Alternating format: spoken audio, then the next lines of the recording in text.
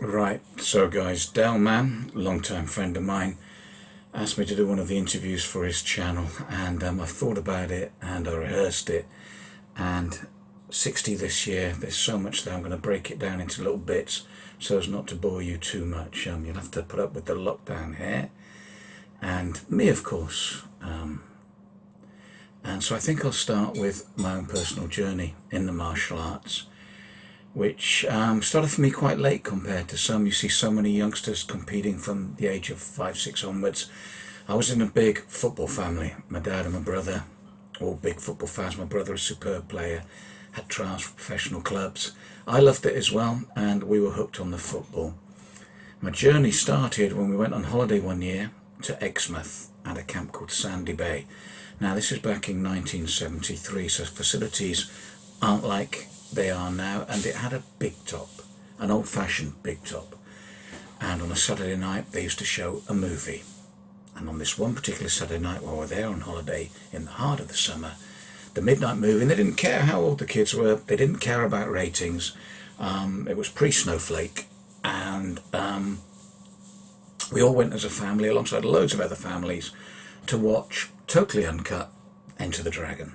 And I was just totally blown away. I wasn't the only one, because I remember clearly 1:30 at night, huge full moon, and there was teenage and older men jumping over fences and into the mini golf course, all being Bruce Lee and waving their arms and fighting and doing the Bruce Lee yells. Everybody was captivated that night. And from there, when I got back to my home in Chippenham, I looked for a club. The only club at the time was a karate club, so I started that. Did a good few years there, got halfway up the belts, and then went to university in Bristol. And there wasn't a karate club in the local vicinity for me, but there was a taekwondo club with the Davis twins, 2 ex-RAF lads, and excellent taekwondo exponents. And I stayed with them, I think, for the 3-year period that I was at university, again, going up through the grades, but again, not to black. We'll never lie about something like that. And both clubs, during this period from 1973 to 1981, we've all talked about this, all us old school guys, we talked about old school training. The physical side of it, the conditioning side of it was brutal, but accepted. Nobody knew any better, nobody thought any differently. The Japanese and Koreans had brought over this style of training, and it was hard, and I think nowadays would have been considered illegal. It's as simple as that. I think a lot of the old school guys will tell you, well, a lot of what we did and a lot of what we went to teach ourselves for the very first years of our teaching now would be deemed abuse. It's as simple as that. But hey, I loved it, we all loved it, nobody complained, and we all thought we were having a great time. And then when I left Bristol to go back to Chippenham and work and get married, a friend of mine introduced me to one of my longest instructors, Mark, and his Jipai Kung Fu. Obscure system to many, some know it, big in Brighton and Hove area at the time. And he was travelling to us from that area into Wiltshire, and I had some wonderful years there. Same old story, got 3/4 of the way through the grades this time. I think I was blue belt by then, when through his work, very intelligent man as well as his martial arts, and one of the best unsung heroes of martial arts that I'd ever seen. He was a phenomenal athlete, and I don't just say that as my instructor, because I have seen through my various jobs an incredible amount of incredible instructors, and he's right up there with them. He just wasn't well known. His job took him away and we were stuck again. And it was by this time, luckily, I was working for Combat Magazine, which I'll get to in a later episode. I know, I can't hold your breath, but you're going to have to. And through that, Chris Hughes, Scorpions Gym in Swindon, probably the first kickboxing gym in Wiltshire. Chris Hughes was a pioneer, took his son Danny to championship level, and they're still running an incredible gym now in Swindon. But Chris was the first in Wiltshire to get on board for full contact kickboxing. And he phoned me, and anybody that knows Chris knows he doesn't beat around the bush. And he said, "Oi, you live locally, you're living in Chippenham. We've got a British champion here, yet you're doing all these people all over the country ignoring your own. What's wrong with you, man?" So when I got him to calm down, he told me about a fighter called Simon Belletti who was defending his British title. He'd been reading about all these shows that I'd went to and commentated on for the magazine and wrote upon. Why can't I do it in Swindon? So I did. I went to the next show for Chris, met Simon beforehand, watched his fight, followed his fight. He won it, defended his title. He was the first man in this country to beat Jim Caldecott, an incredible fighter himself. So that's Simon's pedigree. First defeat on Jim Caldecott for a British title. And so I reported on the show. Chris was happy as Larry, but more importantly, I made who is my lifelong best friend in Simon Belletti. We hit it off immediately. I then followed all his fights, reported on them for Combat. Biased, I know, but hey, use it if you've got it. And through him, I met Chris Peters, an African champion who'd moved to Swindon and was actually a full-time milkman. And Mickey Duff used him to fill in on big fights.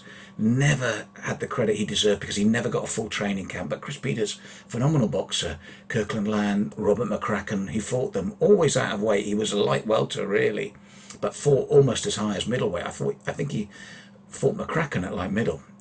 And we sparred with him and trained with him, and I loved it. And he was a phenomenal boxer. I used to come away with black eyes, bleeding nose.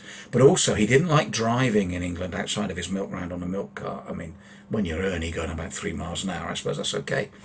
So we drive him everywhere, and we got to meet an incredible amount of boxers, go to these great shows, watch him fight Lyndon Scarlett, Kirkland Lang, talk to Kirkland Lang afterwards, Robert McCracken. We'd be there, and then we'd drive him back home. And it was during one of these long trips when Chris would fall asleep in the back seat, exhausted after a big bout, mentally exhausted well because he never had the time to train, that Simon was talking about his future. And he felt that with what Chris had taught him, he wanted to start his own club. And would I start it with him? So we started Spartan's Gym in Chippenham. It's our 25th anniversary this year. And it snowballed from there. Met an incredible amount of people. A huge amount of the people that I now class as the backbone of my friends and the people that I worked with came from this period. And I remember we went to a BICMA Frank Bowen meeting in London hosted by Terry Butwell with Steve Kerridge, Colin Payne, Carl Sams, numerous others, pardon me if I forget you. And we were going to start this incredible thing and take kickboxing to the next level, work together, unified titles, looking at when we're putting on shows. And it was a great and exciting time. With hindsight now, sadly, there's still incredible clubs, incredible fighters, great stuff out there. But in terms of where we've gone as a whole industry, full contact kickboxing hasn't really progressed from those days as younger men when we were so excited. But what it did do for me was give me a bedrock of people that I've known all my life now, that I've worked with, that I still work with, and then working through them met so many others. So although we never reached the heights we should have and probably could have, I don't regret it because we met an incredible amount of people that I'm still working with. Within my own club, generations of fighters, Spartans Kickboxing got a great reputation, always locking heads with Colin Payne's fighters, with Carl Sam's fighters, with Marty Cox's fighters, with Steve Gosden's fighters, quality campaigners, Steve Kerridge's boys. So we were up there, especially in the Southwest, with the very best. And at that time, probably our most well-known champion was Chris Long, who went on to become 55 professional boxer. And the great thing about Chris was we had him from 14. He had 25 junior fights, 124, only lost one for a European title where he went partying as a young man before it, and he paid the price, so he only lost the one bout in 25. He had 25 adult bouts for us, and I think he lost 7 or 6, or maybe lost 4, drawn 2, something like that. But it was an incredible record again. And he actually won his first British title when we took him as a guest to Trevor Ambrose and Carl Sam's show. And their lads' fighter didn't turn up, and Trevor said, would Chris fight for the title? We said no, we're bringing him here as a guest, he hasn't trained. Chris begged us. Trevor said please, it would really help us out. We put Chris in. 18th birthday celebration, he wins the British title. Now in that day, you couldn't say I didn't want the next fight. You're the British champion, you fight whoever it is, 30, 35, 40, you have to fight him. And that was the first title he won. Looked like the Milky Bar Kid, always looked so young, even when he was older, graced like that, lucky like that. And was an incredible body snatcher, especially his hooks to the body. And because of that, he was asked to go everywhere as the away fighter. We rarely won a title as the home fighter. And of course, the opposite corner would look at him and think, my God, they've sentenced this kid. Did he stop them? And at one stage, I remember that he unified all the light welterweight and welterweight titles that were available at British level. That's some achievement. On the female level, Anna Ottawell, Jan Young, Dominic Croatley, 3 female fighters to British titles, an incredible achievement. My partner in crime and my partner lifelong during our Spartans days, Simon Belletti, went on to win the European title against the French number 1. Knocked him out in 2 with a spinning back fist, and it was legitimate French number 1, so a legitimate title. And across the years, we were well known. We continually produced champions, which I think is the sign of a good club.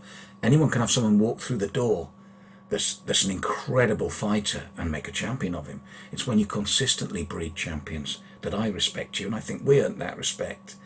And then we don't get younger, we only get older. We handed over the reins to Carl and Grant Mallinson, 2 incredible fighters in their own right. Again, from youngsters up, from light contact right through to full contact. Spectacular fighters. But their brother Tony, now I've seen many fighters across the years.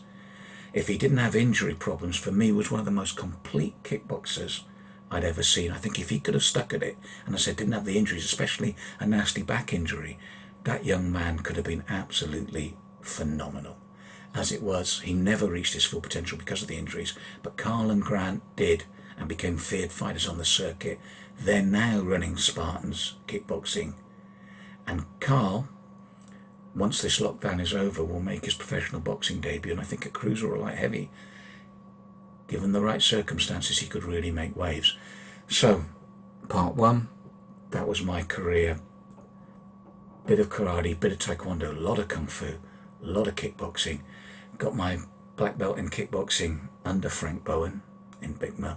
Happy times under the Bigma banner, and I think it was the WKMA as the professional side. Got my black belt there, my coaching there with him. And at the time, it was an incredible time to be a kickboxing coach, especially full contact above the waist. As I said, sadly, we never capitalized on it. We never reached the potential we should. But it was the bedrock of what I am now, and the amount of friends I made up for everything else. So I ended my career and my coaching career in the kickboxing world, and that led to so many other offshoots, which I'll discuss, if you still want to hear it, in further episodes. So that's my personal career over and done with, done and dusted.